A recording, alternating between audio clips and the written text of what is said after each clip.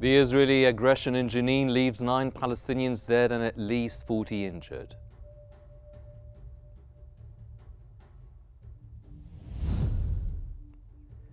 The Israeli occupation forces detain at least 20 Palestinians from the West Bank overnight.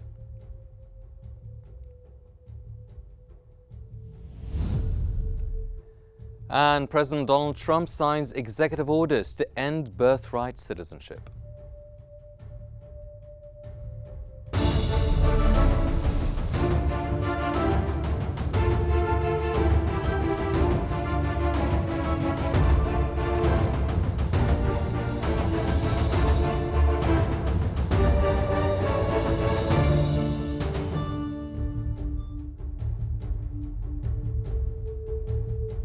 It's 8 p.m. Cairo local time, and you are now watching Q News. I'm Henny Saif, and we begin tonight's bulletin with the latest developments in Gaza.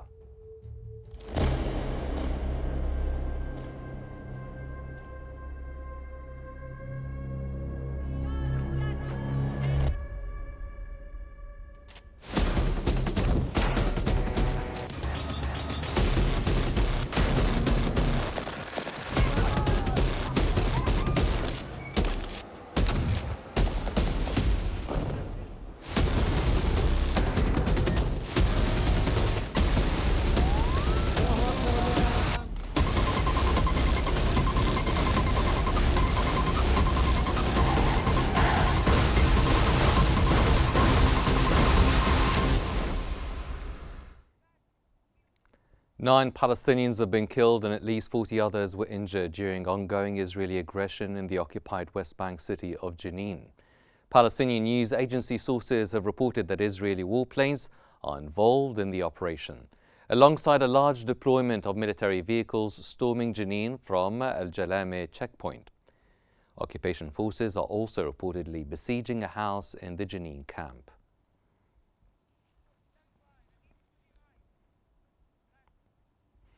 The Israeli occupation forces have detained at least 20 Palestinians from the West Bank since yesterday evening until this morning. The Commission of Detainees and Ex-Detainees and the Palestinian Prisoner Society reported that among those detained are a journalist from Al-Khalil, a woman from Ramallah, and siblings. The arrests took place across Al-Khalil, Qalqilya, Ramallah, and Nablus. Occupation forces have escalated field investigations, recently conducting operations in Azzoun and Beit Furiq, targeting dozens of young men with widespread abuse, threats, and vandalism of citizens' homes.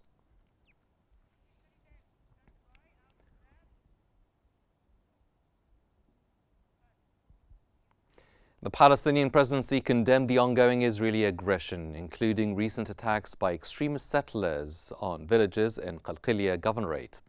Spokesman Nabila Bourdina described the actions as part of a broader campaign targeting Palestinian properties and sanctities. He criticized the far-right Israeli government for escalating tensions and encouraging violence through policies that embolden settlers. Bourdina called on the U.S. to intervene, stressing that peace and stability can only be achieved by implementing international resolutions and the Arab Peace Initiative, leading to a Palestinian state with East Jerusalem as its capital.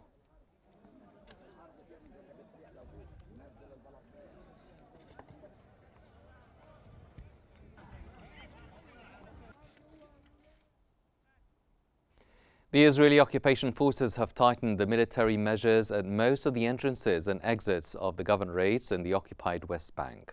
Local sources reported that the Israeli army tightened measures around Ramallah and Al-Bire, closing the Bizrit al-Tara and Kafr Malik roads and blocking access to Jericho and Nablus.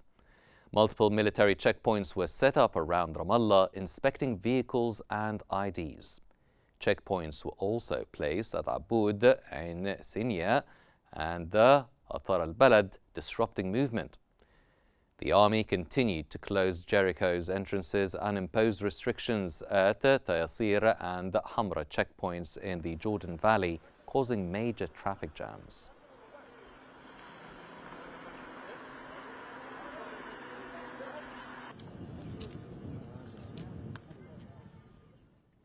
In a post on X, Israeli Prime Minister Benjamin Netanyahu has said the military raid in Jenin is another step towards achieving security in the occupied West Bank. Netanyahu also said it is part of Israel's actions to counter the Iranian axis. Netanyahu added they are acting systematically and decisively against the Iranian axis wherever it extends its reach, whether in Gaza, Lebanon, Syria, Yemen, or the West Bank.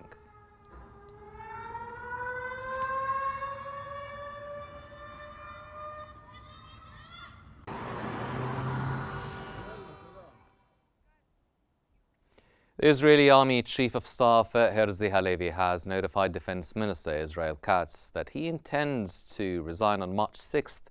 In a statement, Halevi says he is leaving the military after recognizing his responsibility for the failure of the military on October 7th.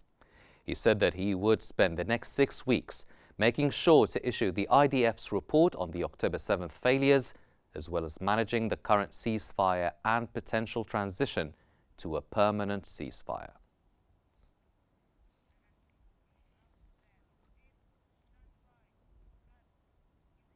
Israel's far-right finance minister Bezalel Smotrich has said Israel's ongoing raid in Jenin is designed to change the security situation in the occupied West Bank.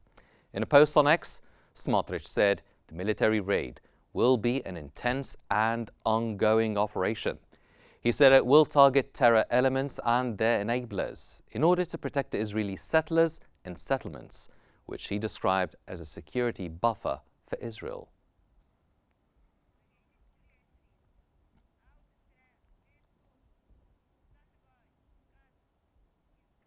Israeli occupation forces fatally shot a child and injured another yesterday evening in the city of Rafah in the southern Gaza Strip, despite the ceasefire agreement that came into effect on Sunday morning. Local sources confirmed that Zakaria Hamid Yahya Barbakh was killed by Israeli snipers near the Al-Auda roundabout in Rafah. Another child was injured while trying to recover his body. Earlier, one civilian and a child were killed, and 9 others, including children, were injured by Israeli gunfire in Rafah. Despite a ceasefire agreement that took effect on Sunday, Israeli violations continue to result in civilian casualties in Gaza.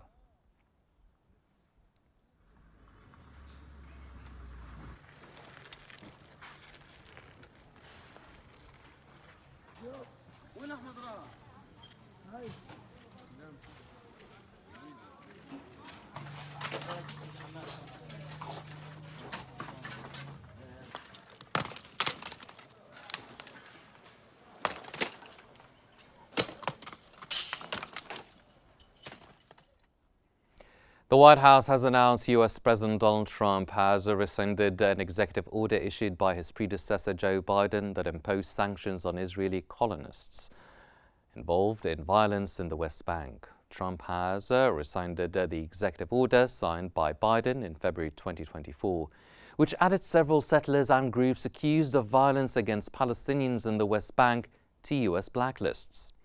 The order, Executive Order number 14115, sanctioned around 60,000 U.S. citizens, freezing their assets and prohibiting business with them.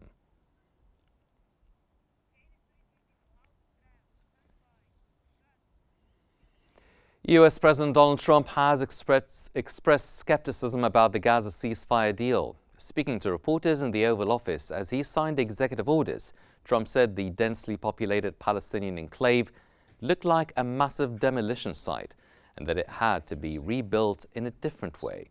He added some fantastic things could be done with Gaza. Well, it depends. I can't imagine you could have, well, you certainly can't have the people that were there. Most of them are dead, by the way, right? Most of them are dead. But they didn't exactly run it well. Run viciously and badly. So you can't have that. Mr. President, on TikTok, sir, Best weather, you know, everything's good. It's like... Meanwhile, Palestinians in the West Bank and occupied Jerusalem have said they are waiting to see the acts of the newly inaugurated President Donald Trump, unsure that his administration will make a difference. Trump expressed skepticism about the Gaza ceasefire deal on Monday, January 20th, when asked if he was confident that all three phases of the agreement would be implemented.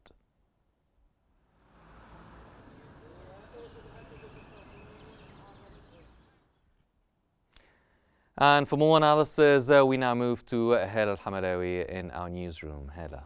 Thank you so much, Hani. For further analysis, we're joined from Cairo by the managing editor at Al Ahram newspaper, Mr. Muhammad Izzuddin. Welcome to Q News, sir. And let me start by asking you, how does Israel's approach to the West Bank differ from its treatment of Gaza, especially in light of the recent Gaza ceasefire?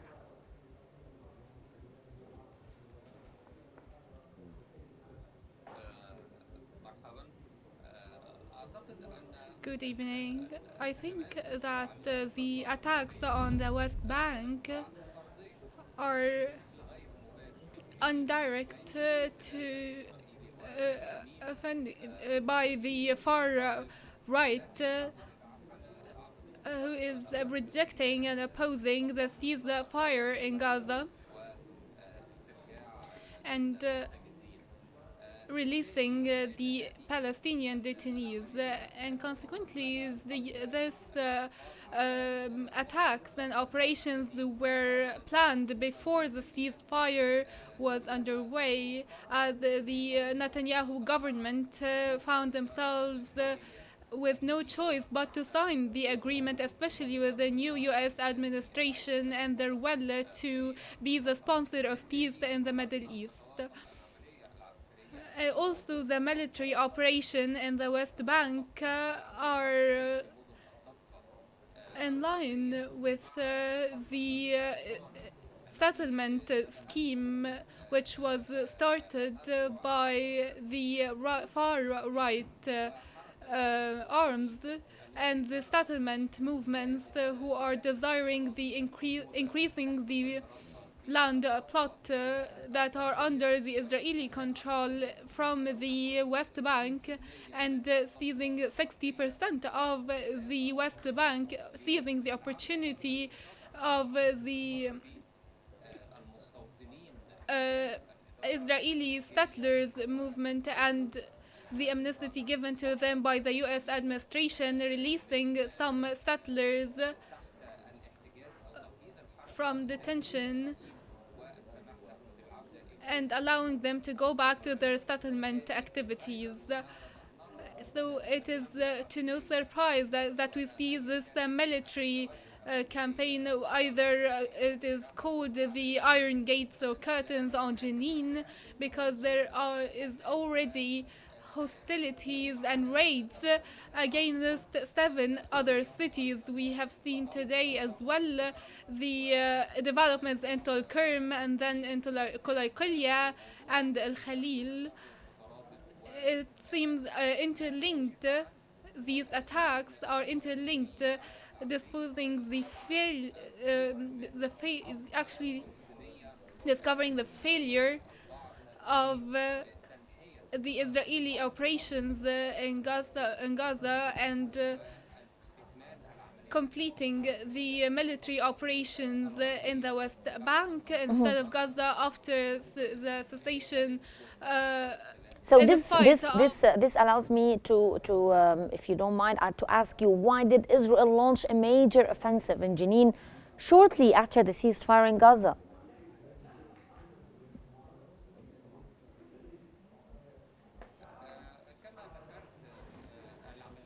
As I've mentioned, it was long planned. It was planned long ago, and there is a lot of cooperation between the extremist settlers and the Israeli forces, and also some military groups or militant groups who were back from the Gaza to practice their operations once again.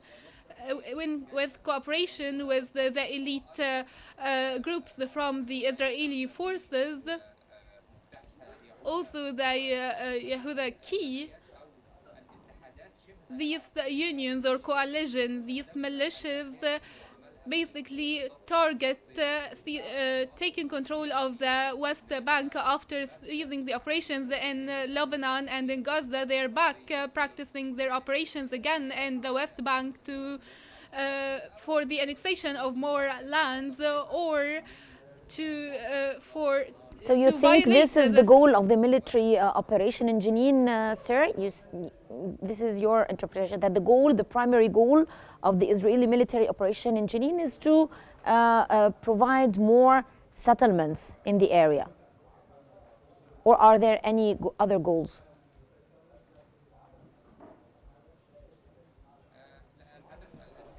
The primary goal is completing the settling activities, especially that they have been Netanyahu provided promises to Stammerich to prevent him from resigning from the government and other far-right officials, and to overlook the settlement attempts in the West Bank and trying to appear stronger in front of the military forces, destroying Palestinian homes and taking over their lands. And they are also being proactive to stop any attempt to achieve the two-state solutions, as all the West Bank territories, according to the international legitimacy, are Palestinians. But these military operations and the settlement in the West Bank are an attempt to stopping the two-state solution and also to make up for the Israeli armed forces failure in Gaza and the Hamas appearance as very coherent during the exchange of detainees and hostages,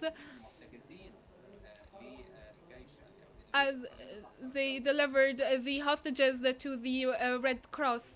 Mm-hmm. So how could the offensive in Jenin affect the ongoing peace efforts and the Gaza ceasefire?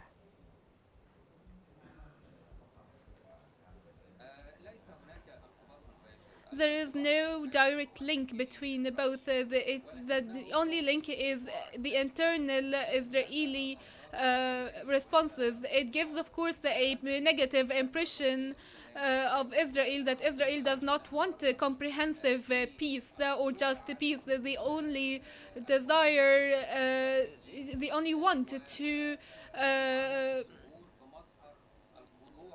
the release of their hostages and to not submit fully to the United States pressures as well as the international community pressures. These military operations in the West Bank is a continuation of a comprehensive series of attacks, whether in Gaza, in the West Bank, or in different borders, such as the borders of Lebanon and Syria. So there is no direct link, but it is an internal operation to continue the attacks and the non-commitment to any resolutions or international UN resolutions in the Palestinian-Israeli conflict. Mm-hmm. Well, that was Mr. Mohammed Izzeddin joining us from Cairo. He's the managing editor at Al Ahram newspaper. Thank you so much, Mr. Mohammed Izzeddin, for your valuable insights. Now we go back again to you, Hani. Thank you, Hela. Moving on, the Palestinians have dug the ground searching for the graves and the bodies of their relatives at Gaza City's Shijaya cemetery. The Shijaya cemetery had been flattened by Israeli tanks and bulldozers during the war. Using a shovel, Palestinians dug around the ground, while others searched through the destroyed gravestones, looking at the names of the deceased in the hope of finding their relatives.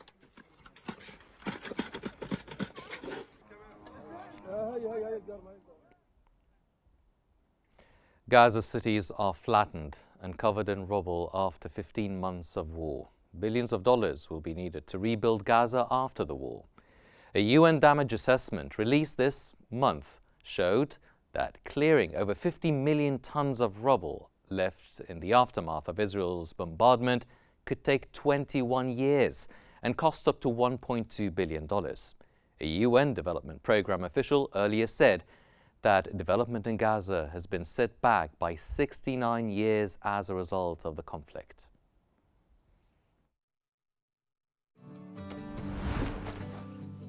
Donald Trump is his name, and he's there to stay.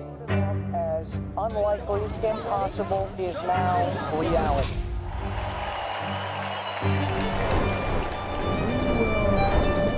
America powerful. We will win, win, win.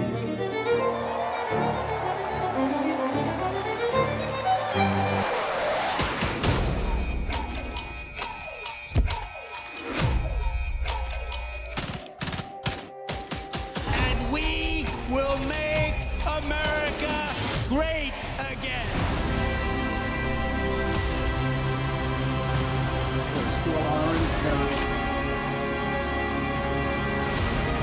We will very quickly make America great again. President Donald Trump has signed a series of executive orders, including measures to end birthright citizenship, withdraw the U.S. from the World Health Organization, and scale back diversity initiatives. The decision to exit the WHO means the U.S. will cease financial contributions and officially leave the United Nations Health Agency within 12 months. Trump has also moved swiftly to fulfill campaign promises by rolling back 78 executive orders issued by the Biden administration, including at least 12 measures aimed at promoting racial equity, and combating discrimination. 4 billion people. We have 350. Nobody knows what we have because so many people came in illegally. U.S. President Donald Trump signed a series of far-reaching executive orders during his inauguration parade, marking the first steps in implementing his ambitious agenda. The orders, signed in leather dossiers, aim to expand America's territory, curb immigration, boost fossil fuel production, and roll back environmental regulations. Addressing his supporters at Washington, D.C.'s Capital One Arena, Trump declared, "We won, but now the work begins." The actions signal a decisive start to his presidency. We're going to be going over the beautiful. The next item, sir, is Prominent figures, including Amazon CEO Jeff Bezos and U.S. Senator Bernie Sanders, attended the inaugural luncheon at the U.S. Capitol following President Donald Trump's swearing-in ceremony. It was held in the National Statuary Hall since 1981 and continues a long-standing tradition. President Trump is the first president in over a century to win a second term after previously losing the White House.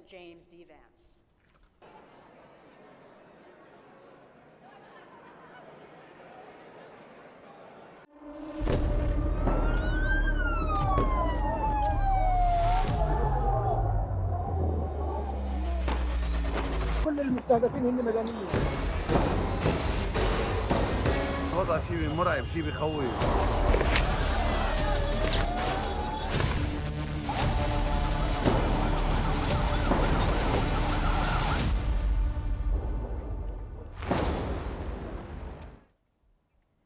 Troops from the United Nations Interim Force in Lebanon, known as UNIFIL, stationed in southern Lebanon, continue their work monitoring the completion of a ceasefire agreement between Israel and Hezbollah. UNIFIL's 50 contributing countries had agreed to keep deploying more than 10,400 peacekeepers between the Litani River in the north and the UN-recognized boundary between Lebanon and Israel, known as the Blue Line in the south.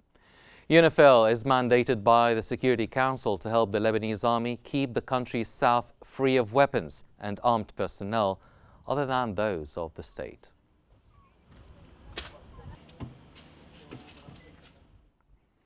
Lebanon's national news agency has reported an armored unit of the Lebanese army entered the outskirts of Kfar Hamam as part of a coordinated operation with UNIFIL.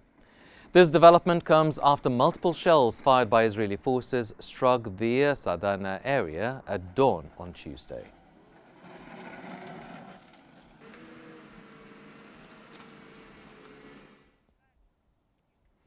South Korean President Yoon Suk-yeol has denied allegations that he ordered military commanders to forcibly remove lawmakers from parliament during his brief attempt to impose martial law last month. Addressing the Constitutional Court, Yoon stated he never intended to disable parliament or prevent it from challenging his martial law decree, acknowledging that such actions would have created an indefensible crisis. Yoon's lawyer, Cha Ji-wan, also rejected testimony from military commanders involved in the martial law declaration, who claimed Yoon and his aides had ordered the arrest of certain lawmakers who had clashed politically with the president.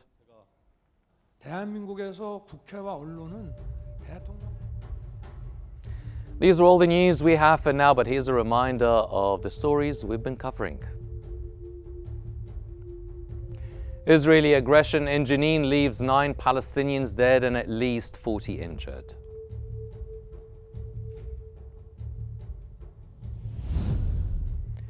Israeli occupation forces detain at least 20 Palestinians from the West Bank overnight.